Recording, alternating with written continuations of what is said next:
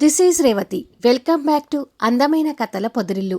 మహర్షి episode number 221. Hotel రూమ్లో మహర్షి, తాన్య ఇద్దరి మధ్య ఏం జరుగుతుంది? కథలోకి వెళ్ళబోయే ముందు దయచేసి వీడియోకి ఒక లైక్ ఇవ్వండి, అలాగే హైప్ ఇచ్చి వీడియోని సపోర్ట్ చేయండి. మహర్షి అవంతికి ఫోన్ చేసి హోటల్లోకి వస్తుంటే రూమ్లో తాన్య అందరితో వీడియో కాల్లో ఉంటుంది. అసలు ఆ హోటల్ రూమ్లో ఏం జరుగుతుందోనని గౌతమ్, సుచరిత, రాజశేఖర్, మిథునాలో టెన్షన్ కనిపిస్తూ ఉంటుంది. ఆ మహర్షి ఎంత దుర్మార్గుడో నీకిప్పుడు ఎలాగైనా తెలుస్తుంది కాబట్టి చివరికైనా ఆ మహర్షి నిన్ను వదిలిపెట్టడు తాన్యా అంటూ గౌతమ్ ఈసారి కోపాన్ని వదిలేసి తనకి బతిమలాడుతున్నట్టుగా చెప్తాడు. నాలో ఆ భయం కూడా ఉంది గౌతమ్. అందుకే మీరు నాకు ఒక్క సహాయం చేయాలి. ఈ ఫోన్లో వాయిస్ మ్యూట్లో పెట్టి బ్యాక్ కెమెరా ఆన్ చేసి ఇక్కడ ఫ్లవర్ వాజు చాటుగా మేము మీకు కనిపించేటట్టుగా ఈ ఫోన్ పెడతాను అని అంటుంది. తర్వాత కట్టలు తెంచుకుంటున్న దుఃఖంతో మాటలు రాక కన్నీళ్లు పెట్టుకుంటూ, ఒకవేళ మా బావగారి మీద నేను పెట్టుకున్న నమ్మకం వమ్మయ్యి మా బావగారు నా మీద చేయి వేస్తే వెంటనే పోలీసులకి ఫోన్ చేయండి. మా బావగారు తప్పుడు మనిషి అయితే పోలీసులు పట్టించడానికి కూడా నేను వెనకాడను అని కన్నీళ్లు పెడుతూ ఒక్కొక్క పదం కష్టంగా పలుకుతుంటుంది. నానా, ఆలస్యం చేయకుండా ఇప్పుడే పోలీసులకి ఫోన్ చేయండి అంటూ తొందరపడతాడు గౌతమ్. సరేరా అని రాజశేఖర్ ఫోన్ తీసుకోబోతుంటే, దయచేసి ఇప్పుడే తొందర పడకండి మావయ్య. అసలు ఇక్కడ ఏం జరుగుతుందో దానిని బట్టి చూడండి. నిజంగానే మా బావ ప్లే బాయ్ అయ్యుండి నాతో తప్పుగా ప్రవర్తిస్తే మాత్రం వెంటనే పోలీసులకి ఫోన్ చేయండి అని కన్నీళ్లు పెట్టుకుంటూ చెప్తుంది.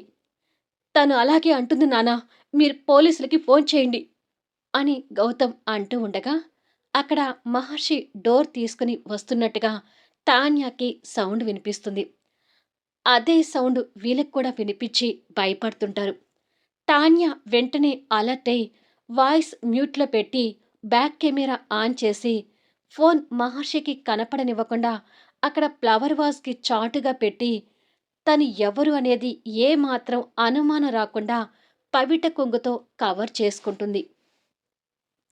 మహర్షి డోర్ తీసుకుని లోపలికి వచ్చి వెనుకగా కనిపిస్తున్న తనని ఎవరో అన్నట్టుగానే చూస్తూ బోల్ట్ పెడతాడు. ఈ ముగ్గురు మహర్షి లోపలికి రావడం చూసి కంగారు పడుతూ, వద్దు తాన్యా, ముందు నువ్వు ఆ రూమ్ నుంచి బయటపడు అంటూ మొత్తుకుంటూ ఉంటారు. కానీ వాళ్ళ మాటలు ఇక్కడికి వినిపించవు. మహర్షి అతను వస్తున్న అడుగులతో సహా గౌతమ్ వాళ్ళకి పూర్తిగా వినిపిస్తూ అక్కడ జరిగేది మొత్తం కూడా కనిపిస్తుంటుంది. మహర్షి డోర్ పెట్టి తన్ని వెనుకగా చూస్తూ దగ్గరికి వస్తుంటే ఆ అడుగుల శబ్దం వింటున్న తాన్య తన ప్రాణాలు అరిచేతిలో పెట్టుకొని కళ్ళ నీళ్ళతో గట్టిగా కళ్ళు మూసుకుంటుంది. మహర్షి తాన్యకు దగ్గరగా రావటం చూసి ఈ నలుగురు కూడా అంతకు అంత భయపడుతుంటారు. ఏదో ఒకటి చేయి గౌతమ్ అంటుంది సుచరిత కోడలు గురించి భయపడుతూ. రాజశేఖర్, మిథునాలో కూడా అదే ఉద్దేశం ఉంటుంది.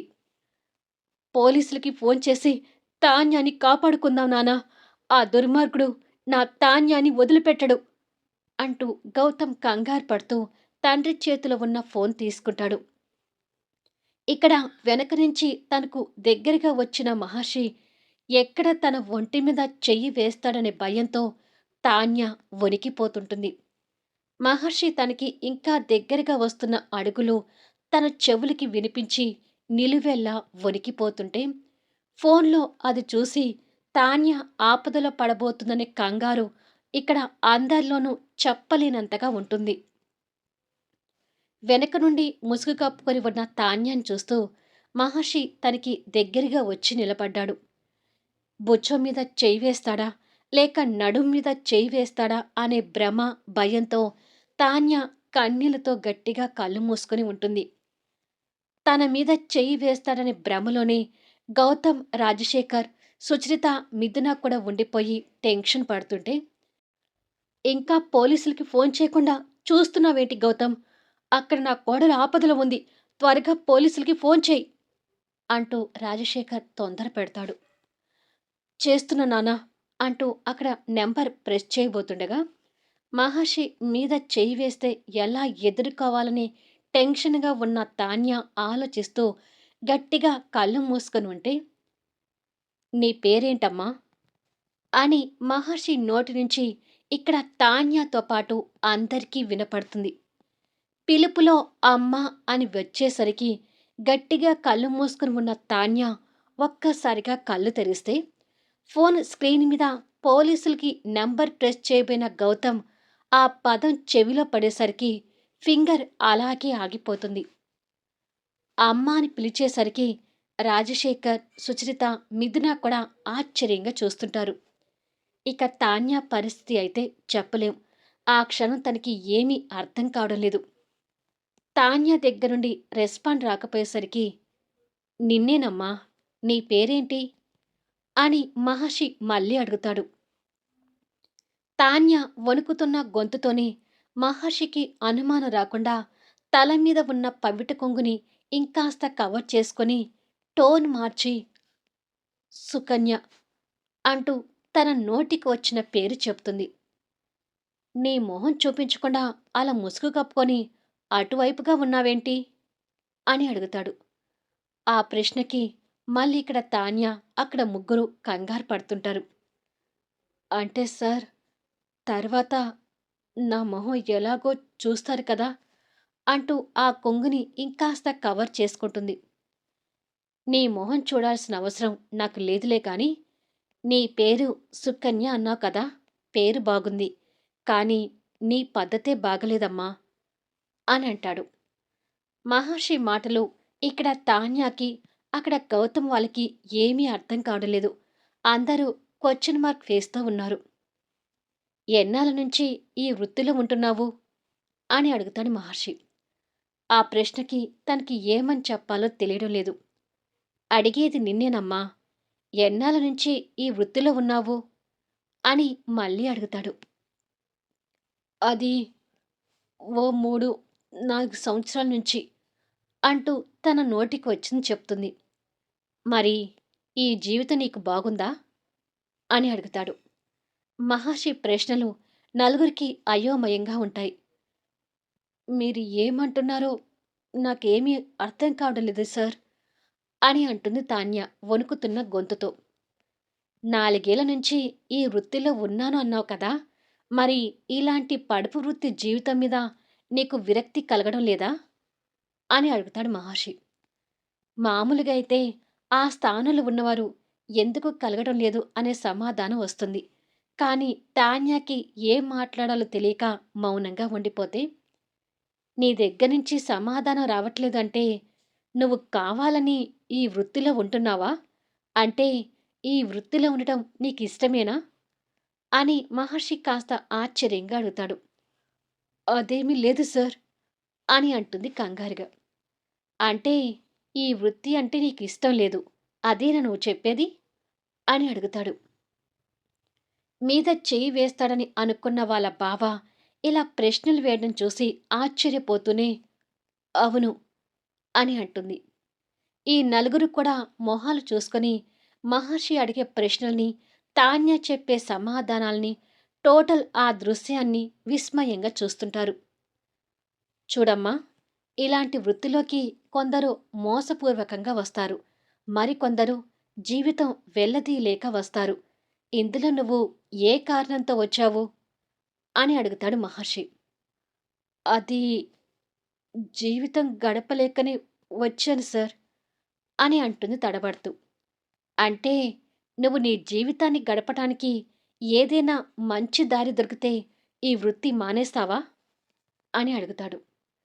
ఆ ప్రశ్నకి ఇక్కడ తాన్య, అక్కడ ఆ ముగ్గురు షాక్ అవుతుంటారు. "చెప్పమ్మా, నీకు బతకటానికి ఏదైనా వెసులుబాటు దొరికితే ఈ వృత్తి మానేసి నీ బతుకు నువ్వు న్యాయంగా బతకగలుగుతావా?" అని మళ్ళీ అడుగుతాడు. "మీరివన్నీ ఎందుకడుగుతున్నారో నాకు తెలియడం లేదు సార్ అంటుంది తాన్య తడబడుతూ. ముందు నేనడిగిన దానికి సమాధానం చెప్తే, ఇవన్నీ నేను నిన్ను ఎందుకు అడుగుతున్నానో అప్పుడు చెప్తాను. నీకు బతకటానికి ఒక దారి చూపిస్తే, ఈ వృత్తి మానేస్తావా లేదా అనేది చెప్పు అని అంటాడు. మానేస్తాను సార్ అంటూ తడబడుతూనే సమాధానం చెప్తుంది. అది విని మహర్షి సంతోషపడుతూ, నేను నీతో గడపటానికి వచ్చాననుకుంటున్నావు కదా అని అడుగుతాడు. ఆ ప్రశ్నకి మళ్ళీ ఇంకాస్త కంగారు పడుతూ, అవును సార్ అని అంటుంది. ఇక్కడ ఈ నలుగురి మొహంలోనూ అదే ఆశ్చర్యం కనిపిస్తుంటుంది. నేను వచ్చింది నీతో గడపటానికి కాదమ్మా. నువ్వు ఇక నుండి నీతిగా, న్యాయంగా బతకటానికి, నీకొక మంచి దారి చూపించటానికి మాత్రమే ఇక్కడికి వచ్చాను అని చెప్తాడు మహర్షి. ఆ మాట విని ఇక్కడ తాన్య, అక్కడ నలుగురు షాక్ అవుతుంటారు. అసలు మహర్షి ఏం మాట్లాడుతున్నాడో ఈ నలుగురికి ఇంకా క్లియర్‌గా అర్థం కావడం లేదు. మీరు ఏమంటున్నారో నాకు తెలియడం లేదు సార్ అంటుంది తాన్య ఆ మాటల్ని క్లియర్‌గా అర్థం చేసుకోలేక. ఇప్పటి వరకు కూడా నాతో గడపటానికి ఈ హోటల్ రూమ్‌లోకి వచ్చిన ప్రతి అమ్మాయి ఇప్పుడు తన ప్రాస్టిట్యూట్ లైఫ్‌కి స్వస్తి పలికి, తన కష్టంతో నీతిగా, న్యాయంగా డబ్బు సంపాదించుకొని బతుకుతూ సంతోషంగా ఉంటుంది అని అంటాడు. మహర్షి మాటలకి తాన్య నిర్ఘాంతపోతుంటే, ఆ ముగ్గురు షాక్ కొట్టిన వాళ్ళలాగా చలనం లేకుండా నిలబడిపోతారు. నువ్వు కూడా నా మాట వింటే, ఇక నువ్వు కూడా ఈ రోజు నుండి ఇలాంటి లైఫ్‌కి స్వస్తి చెప్పి సంతోషంగా బతకొచ్చమ్మా. అలా బతకటానికి నేను నీకు దారి చూపిస్తాను అంటాడు మహర్షి.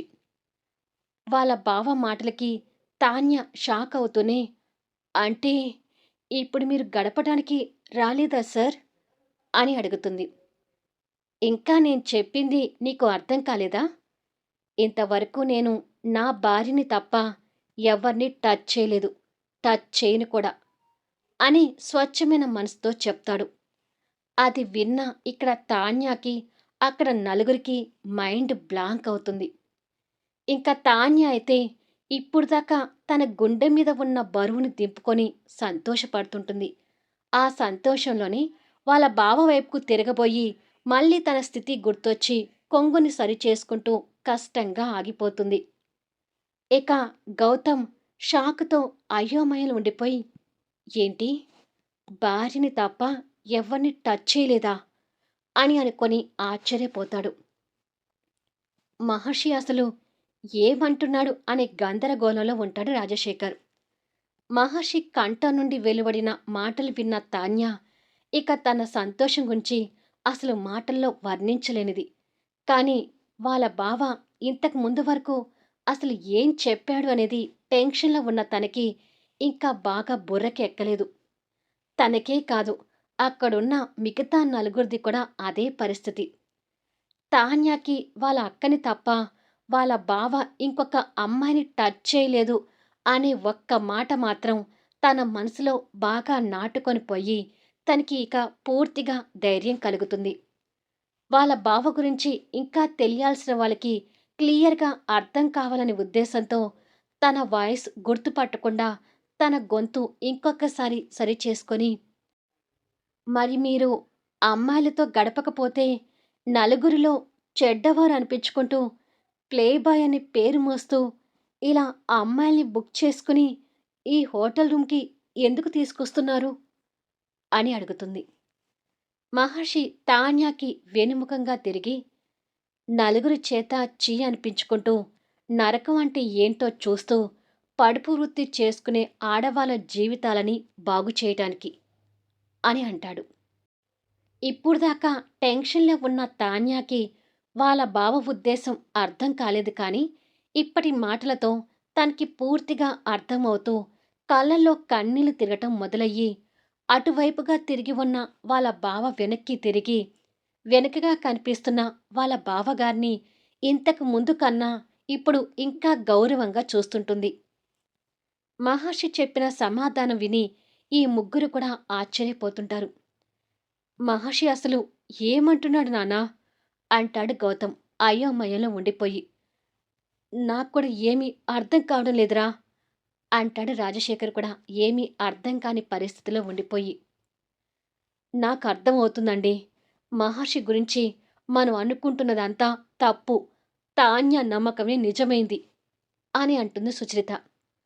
అదే నిజమని మరొకరి ద్వారా వినేసరికి రాజశేఖర్‌కి, గౌతమ్‌కి కమ్ముకొన్న పొరలు పూర్తిగా తొలగిపోతుంటాయి.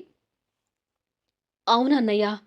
అక్కడ జరుగుతున్నది చూస్తుంటే మహర్షి అన్నయ్య మనం అనుకుంటున్నట్టుగా తప్పుడు మనిషి కాదని, దేవుడని తెలుస్తుంది అని అంటుంది మిథున ఎమోషనల్ అవుతూ.